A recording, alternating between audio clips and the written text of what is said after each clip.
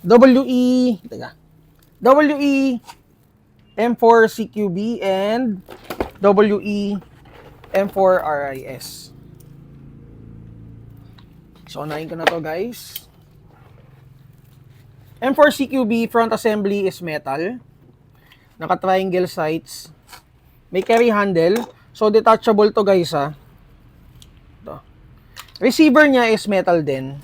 Grip is Knights Armament or KEC. KEC style. Fully adjustable stock. May swivel na rin. Metal charging handle. And then, itong rail niya is around 7 inches. Meron na rin siyang triangle sights. And then, may swivel na rin dun sa unahan. So guys, version 3 na pala to ha. So ito na yung enhanced version ng M4 CQB. So kung i-ask nyo kami, ano bang kaibahan dun sa version 2 and version 3, mas reinforced na yung internal parts ng version 3 comparing it with the version 2. And kung i-ask nyo ulit kami kung bakit, kung compatible ba yung parts sila, magkaiba sila ng parts guys. May mga minor parang changes dun sa mga dimension ng mga parts ni version 3 comparing it with the version 2. So magkaiba talaga sila ng parts. And kung ako tatanungin nyo kung anong mas magandang kunin ngayon, ako talaga version 3 kasi nga yun nga yung mga naka-reinforce na internal parts. Kumbaga, enhanced version na siya ni M4 CQB. Okay? So guys, walang mga markings to ha. Lapit mo konti, brother. So walang mga markings yan ha. And then yung sights niya pala ito guys, fully adjustable yan. And then kasama sa box, wrench, and then BB loader. Huwag niyong iwawala to kasi sobrang hirap maganap ng BB loader na ganito. And then guys, sa version 2 at saka version 3 na magazine, magkaiba din ha.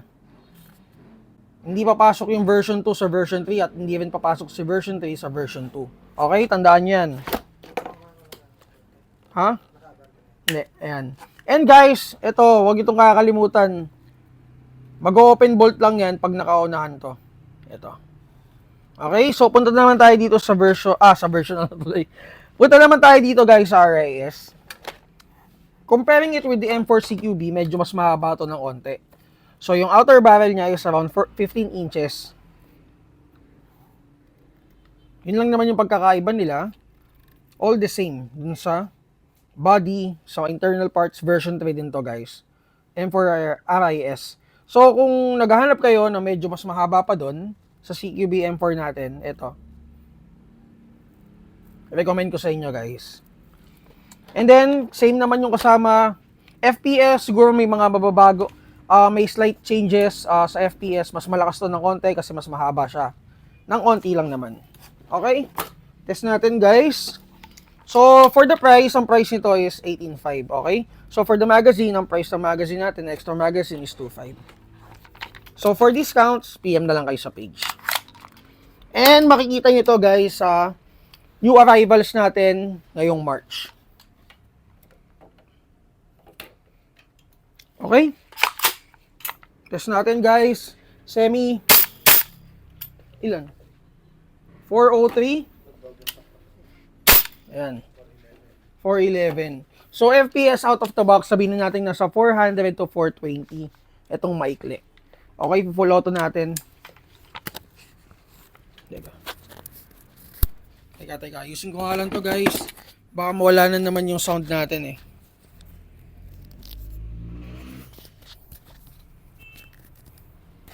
Ayan, game. Auto. Ayan, so open bolt na.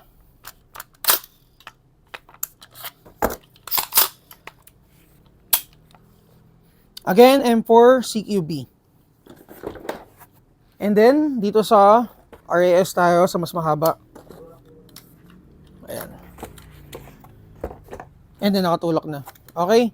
So guys, again huwag yung kakalimutan to itutulak nyo to paunahan para mag-open bolt siya.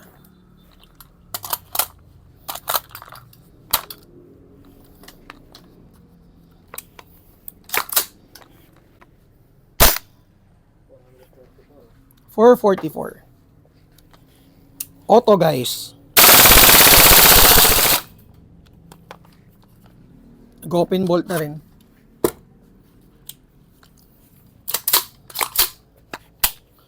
So for the price, again, the same lang naman, 18.5.